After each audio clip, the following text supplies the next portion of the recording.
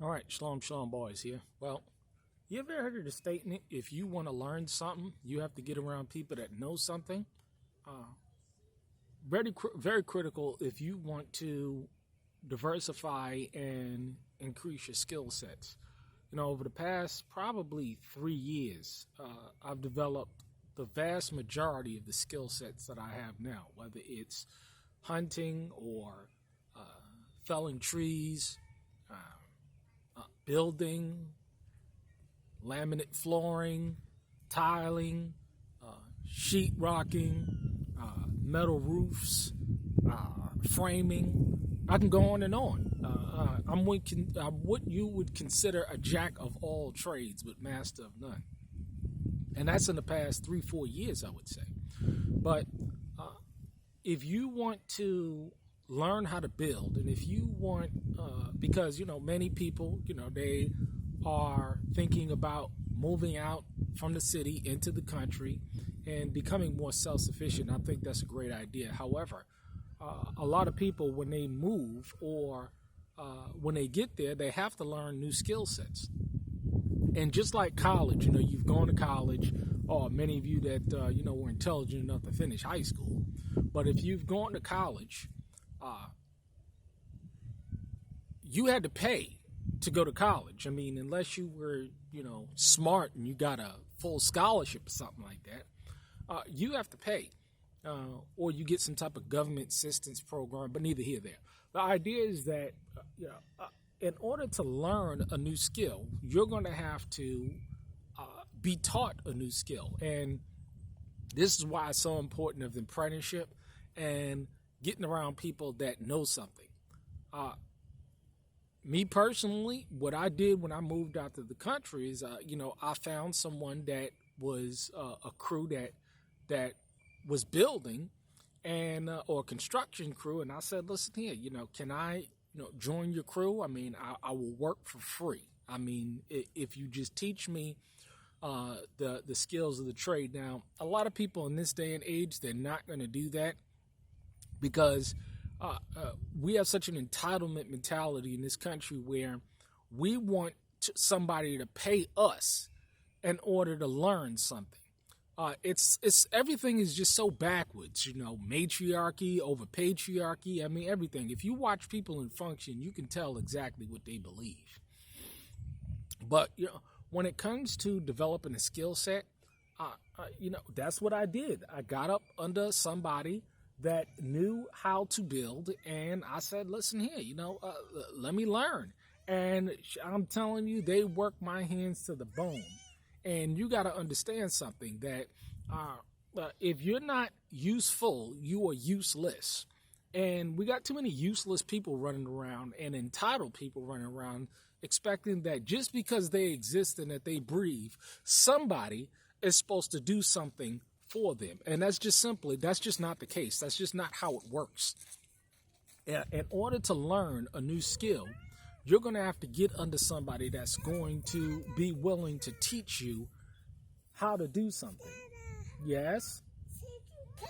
It's my daughter. Yeah. Yep, that's the cat. Now go and play with your sisters. Okay? So the idea is that if you can get up under a carpenter or a master builder, that's going to, be willing to teach you, what they do is they get an extra set of hands, and you get the skill set. See, that's the trade-off. That's the payment. But you got to remember also, I mean, when I was getting trained on building pole barns and stuff like that and framing, the guy had to take time out.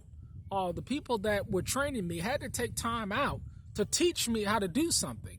And sometimes those lessons were like a half hour in teaching me how to go about doing a certain thing and then watching me. See, they had to invest in me and they had to take the time out of building whatever it is that they were building. Don't get into that water. Don't get into that water. They had to take the time out to teach me how to do that.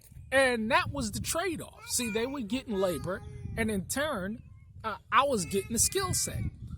Same with, if you want to build a homestead, a community, something, get around people that's on a homestead or on a community and volunteer. Go and volunteer to learn that skill set. And in exchange, especially if somebody's able to put you up for a period of time, you get to have that skill set. But again, in this day and age, people, it's amazing. People have no skill sets, no resources, and then turn around and want you to pay them in order to learn something. And it just doesn't work that way. It just doesn't work that way. Back then, before we had colleges and stuff, you had apprenticeships where somebody would be under a master mason or a master brick builder or a master carpenter or a master woodworker.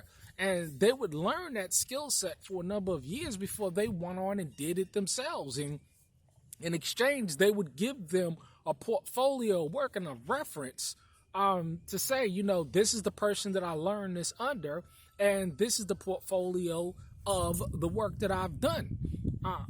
In this day and age, this is why I take pictures of all my work.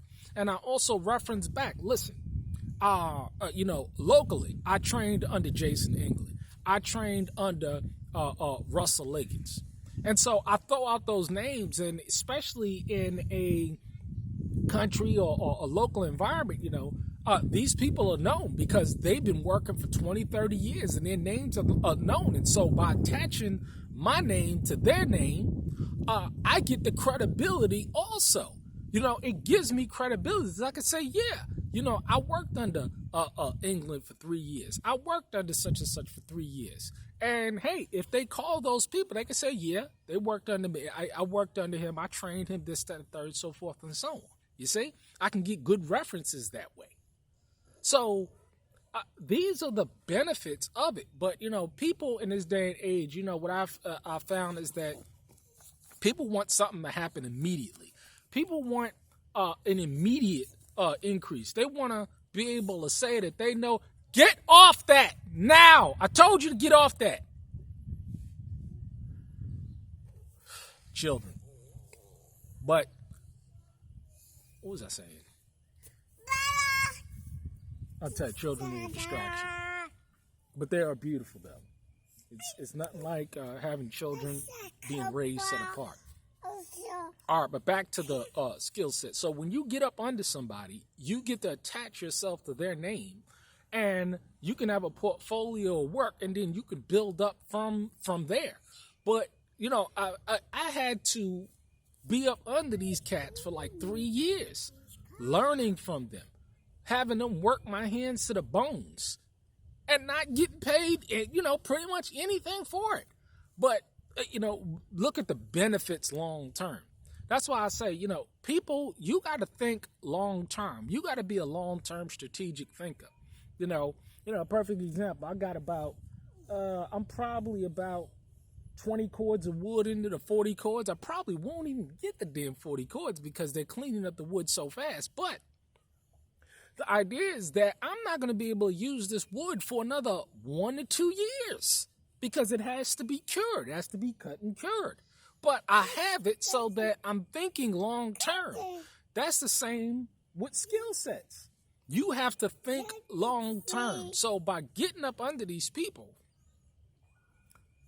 and learning and humbling yourself, you can pick up those skill sets so that you can apply it. See, we got a problem with people that are just not long-term thinkers. 6 months, they flake. 3 months, they flake. A year, they flake.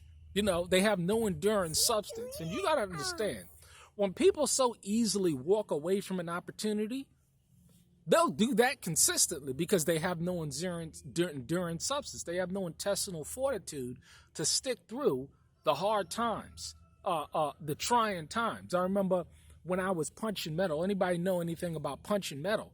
For rouge, you have to punch the metal in order to screw to go on a little bit more easily. And I'm telling you, I punched this metal and I came down on this thumb and it busted my whole thumb open.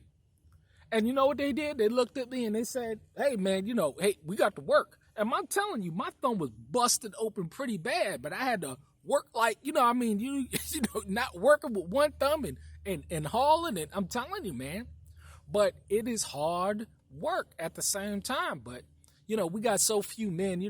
We got too many Pookies and Ray Rays in this day and age. We got too many wannabe or tough guys that don't really want to put in the work. See, a man that is a worker, a man that knows how to put in that work, can see one of these Pookies from a mile away, can see one of these, they're jokes. They're literal jokes. They can't fix or do nothing, but they want to be somebody. They want to be looked up to. It's a shame, but the idea is this. If you want to learn something, if you want to learn a real skill, just like college, well, you have to pay. In the carpentry world, you got to pay with blood, sweat, and tears. You got to pay with endurance and time, and then you'll get the increase later. It's not going to come immediately. Anything that I've learned, it took years to learn. But as a direct result of it, you get the increase. Get up under somebody that knows something, and then you can learn something. And then, hey, because, see, the idea is that at this point in time, I don't have to pay anybody to come in and do framing for me, sheetrocking for me, painting for me, tiling for me, laminate flooring for me, roofing for me, fixing anything for me, plumbing for me. I can go on and on. Installing wood stoves for me, plumbing, light electrical, kitchen remodels, bathroom remodels, all of this stuff you're going to have to do if you're going to be on a homestead or in the community. And it is more important and critical, especially from a security perspective, to know how to do these things as opposed to paying somebody else to come in and do it for you, especially if you work in a Walmart job. It's a joke. Learn how to do it yourself. You'll learn more. You'll do more because, see, at this day and age with inflation and everything, I'm charging $40 to $50 an hour to come in and do any kind of work. That's just how it is. But that's what real skills get you.